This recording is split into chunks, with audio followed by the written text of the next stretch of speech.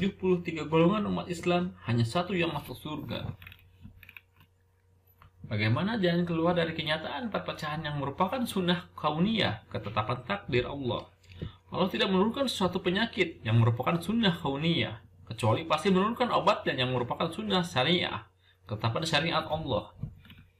Kedua hadis tentang perpecahan umat, bahwa kaum Yahudi terpecah menjadi 71 golongan, kaum Nasrani terpecah menjadi 72 golongan, dan umat Islam akan terpecah menjadi 73 golongan.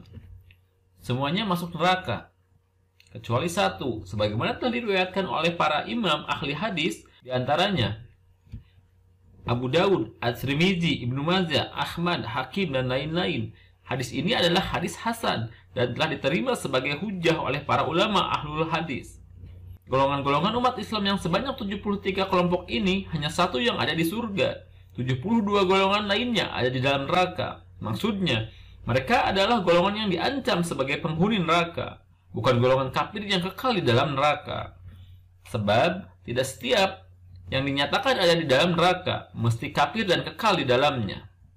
Ada bukti yang menunjukkan demikian, yaitu dalam hadis sahih Rasulullah Shallallahu Alaihi Wasallam bersabda, ada dua golongan penghuni neraka yang aku belum pernah melihatnya, yaitu satu, kaum yang membawa cemeti laksana ekor sapi yang digunakan untuk memukul orang, maksudnya para kaki tangan penguasa yang zalim, dan kaum wanita yang berpakaian tetapi terlihat auratnya, congkak dan jalannya berlenggak-lenggok, sedangkan kepalanya seperti punuk unta yang miring, karena rambutnya dimodel sedemikian rupa.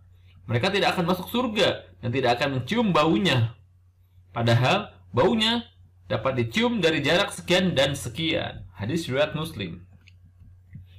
Kaum penguasa zalim serta wanita penghuni neraka yang disebutkan dalam hadis di atas tidak bisa dikatakan sebagai orang-orang kafir yang kekal di dalam neraka, kecuali mereka menghalalkan tindakannya itu setelah memahami haramnya, seperti dikatakan oleh Imam Nawawi. Selanjutnya, hadis tentang perpecahan umat Islam menjelaskan betapa dasarnya perpecahan di antara kaum muslimin, dan itu merupakan sunatullah al-kauniyah, ketetapan takdir Allah.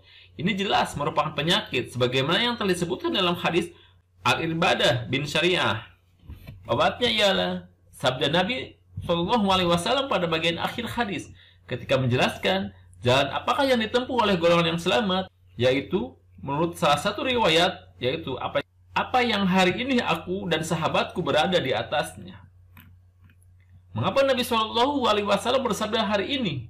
Sebab pada hari ketika Nabi hidup itulah agama Islam sempurna, sehingga mengikuti sunnah Nabi Shallallahu Alaihi Wasallam serta para sahabatnya seperti pada saat beliau masih hidup merupakan satu-satunya obat untuk menyembuhkan penyakit perpecahan umat. Artinya, pemahaman umat Islam harus dikembalikan kepada pemahaman seperti ketika Rasulullah Shallallahu Alaihi Wasallam masih hidup. Sebab pemahaman terhadap Islam sebagaimana pemahaman yang ada pada zaman Nabi Shallallahu Alaihi Wasallam merupakan satu-satunya pemelihara bagi umat Islam dari perpecahan. Dalam hadis tersebut, Nabi Shallallahu Alaihi Wasallam tidak hanya menyebutkan sunnah beliau saja, tetapi bahkan menyebutkan sunnah sahabat, menunjukkan bahwa sunnah beliau terwujud dalam sunnah para sahabatnya.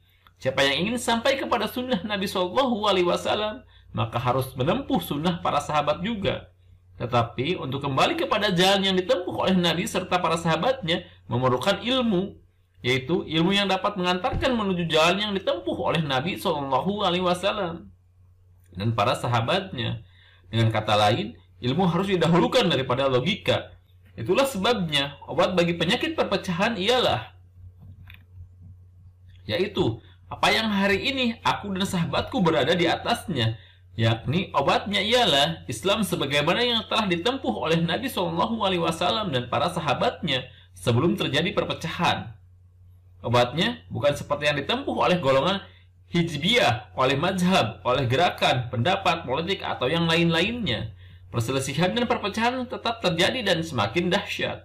Allah tidak akan memberi anugerah untuk bisa tetap istiqomah berpijak pada jalan yang benar dan keluar dari fitnah ini, kecuali jika seorang itu memahami bagaimana cara beristiqomah dan lepas dari fitnah tersebut.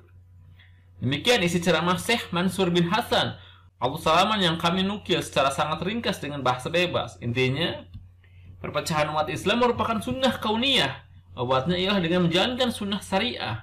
hanya kaum muslimin yang berpegang teguh kepada sunnah Nabi dan para sahabatnya yang dapat selamat dari fitnah ganas tersebut, dan itu harus diperjuangkan, yaitu dengan rajin mempelajari ajaran Islam dari sumbernya secara benar melalui tangan atau kitab para ulama ahlu sunnah, dan dengan senantiasa memperhatikan nasihat para ulama tersebut, membuang gagasan atau pemahaman baru, tidak merasa congkak hanya bersandar pada logika atau pemikiran pribadi, kelompok ataupun jemaah tertentu, apalagi mencerca dan memaki ulama serta merasa bangga dengan kegiatan golongannya dan murka jika mendapatkan kritik. Maka mempelajari agama secara benar dengan sabar dan tekun merupakan jalan untuk sampai pada pemahaman serta pengalaman yang benar, sehingga dapat terlepas dari penyakit perpecahan. Wallahu a'lam bishawab.